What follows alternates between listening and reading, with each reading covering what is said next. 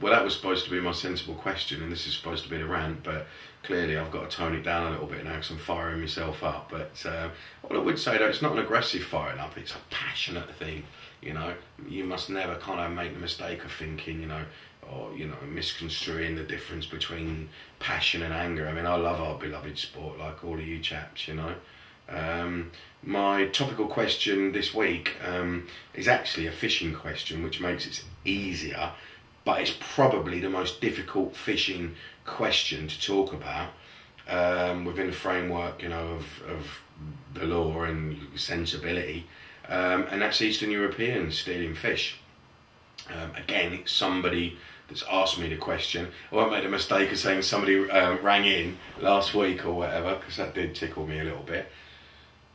Do you know something? I can't get my head round how you could even answer this question, you know? I mean, the influx of Eastern Europeans into this country in the last sort of 10 years has just been massive.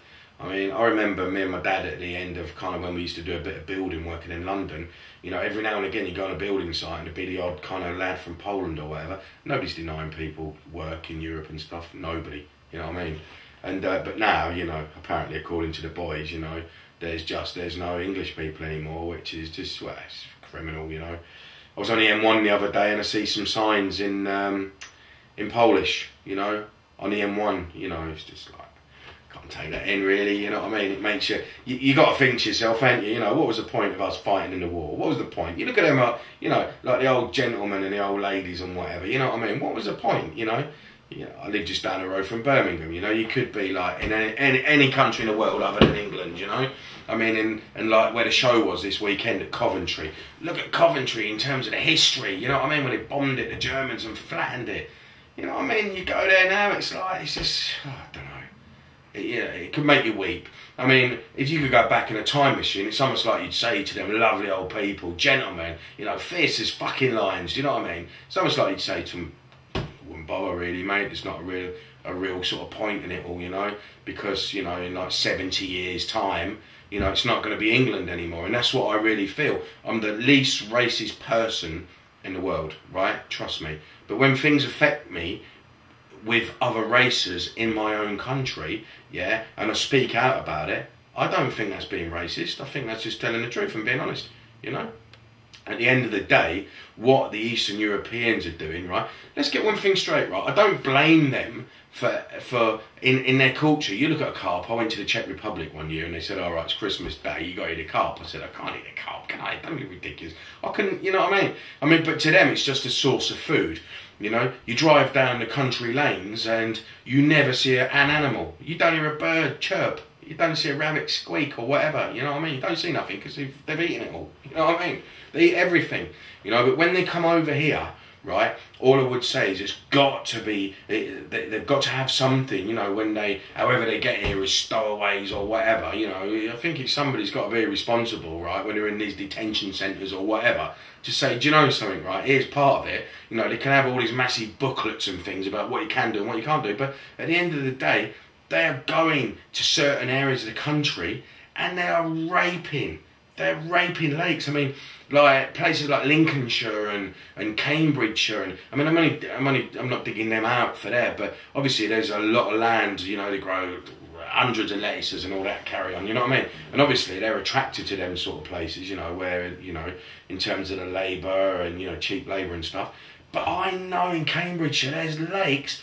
Used to have tons of carp, and these was like the little secret hidden lakes out in the farmer's field and stuff. This is no one lake, they used to go up to like £34. My mate said to me, they're gone. He said they've eaten the lot. Do you know what I mean? And it's like the River Nen and places like that, and do you know what I mean? They're just raping and raping and raping and raping things. And I don't understand this, because I can categorically tell you now that in the past I've seen them with the lines out and I've gone up to them and I've said, excuse me lads, do you know what I mean? But do you realise that you're not allowed to catch these fish you know, for food? You know, we have strict laws in this country about what we can take and what we can't take, etc. And the next thing, it's like, you know, there's been about 5 of them stood round me, all steroided up, where they're all bodybuilding and this and that, they carry knives, do you know what I mean? And at the end of the day, the agency doesn't do anything about it. I mean, what can you do? Ring the police. What are the police going to do, you know? I mean, this is like, what I'm going to tell you now, it's a true story. A friend of mine, let's say, approached some, I mean, it was a friend of mine, of course. He approached some Eastern Europeans, and what actually happened is they cornered him, threatened to kill him, and all the rest of it, and they was taking the carp. I mean, we're not talking about, I mean, to them, it's like a bit of food that would last 2 minutes on a barbecue. It's a 40-pounder. It's probably worth flipping, you know what I mean, 20 grand or something, you know what I mean? And anyway, my friend, he went up to him and he said, you know, look, you can't be doing this and all the rest of it. And they sort of virtually attacked him.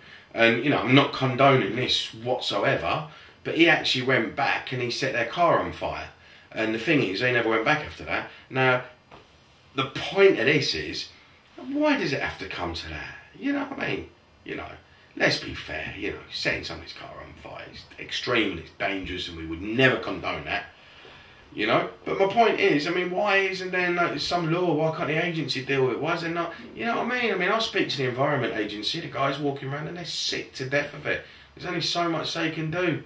So at the end of the day, all I would say is, it's just, I've got to stop myself now because I'm going to go mental with this, right?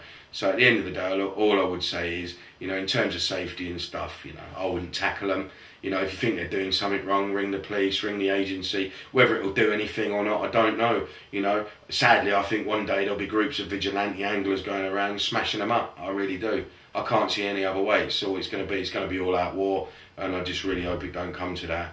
So that's it for this week. Anyway, I can see the camera batteries flashing. I've probably been going on for ages, but yeah, if you've got any questions, please go on my Facebook page and on my YouTube angler page. Please put some questions to me if you want, and hopefully I've not offended anybody. They're just my opinions, just my views, and hopefully you've got the volume down, you know, if the kids are in the room and whatever, because I don't want to offend anybody with any swearing or stuff. And have a great week. I've got loads of stuff to do in terms of filming this week for DNA and stuff and PB, so great. Have a great week, and I'll see you next week.